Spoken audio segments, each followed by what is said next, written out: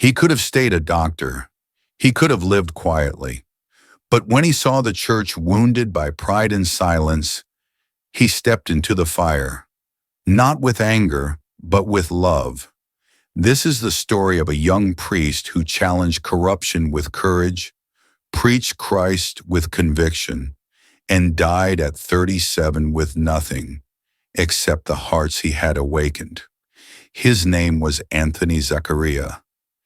And on July 5th, the church remembers him not for comfort, but for conviction.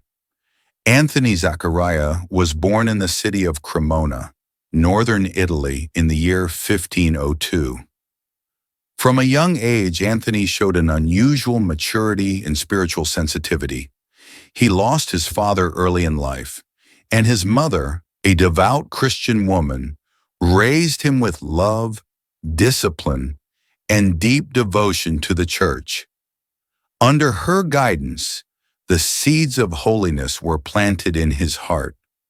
Though he was known for his intelligence and gentle nature, Anthony did not pursue the priesthood right away. Instead, he studied medicine at the University of Padua. By his early 20s, he had become a licensed physician. But even as he cared for the sick, his heart was drawn not only to the healing of the body, but to the healing of the soul. It was during these years of practicing medicine that Anthony began to feel a deeper call, a desire not just to ease physical suffering, but to lead people back to the life of grace.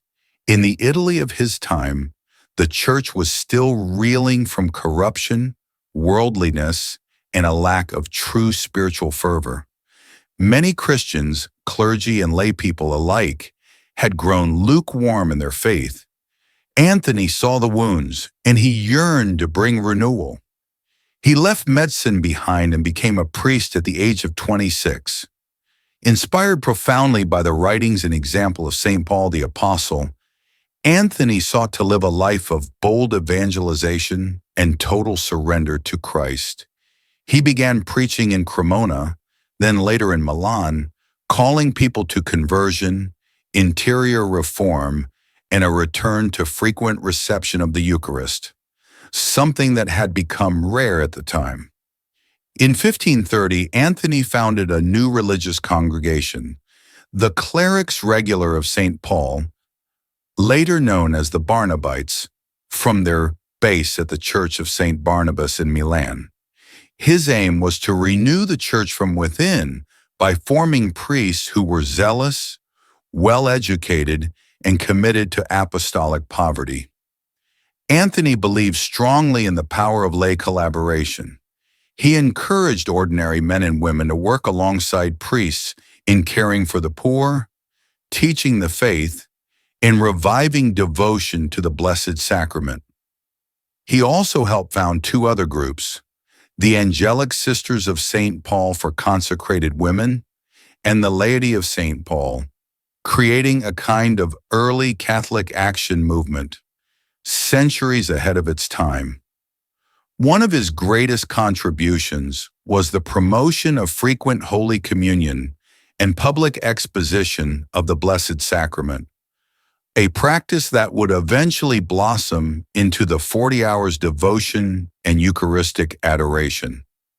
At a time when many Catholics receive the Eucharist only once or twice a year, Anthony preached that Christ must be received often and with love.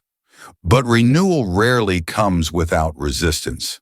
His reform efforts were not always welcomed, especially by those comfortable with the status quo.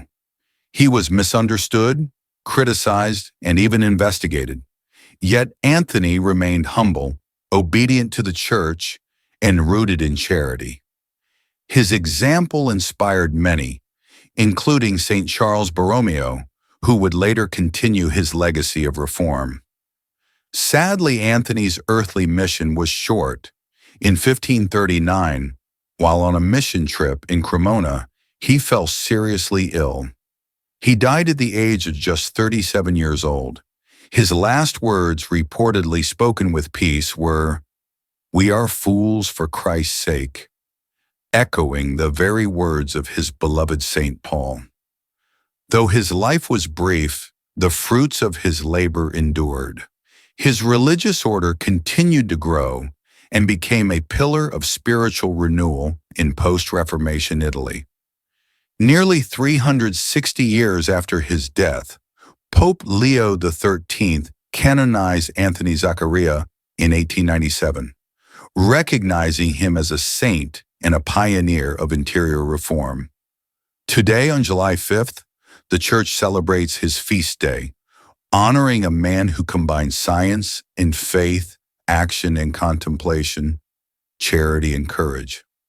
St. Anthony Zaccaria reminds us that healing the Church begins not with power, but with holiness, not with revolution, but with interior renewal. In an age when spiritual apathy grows again, and the faithful long for revival, we do well to remember his mission, return to Christ, revive the sacraments, and never stop loving the Church, even when she seems broken.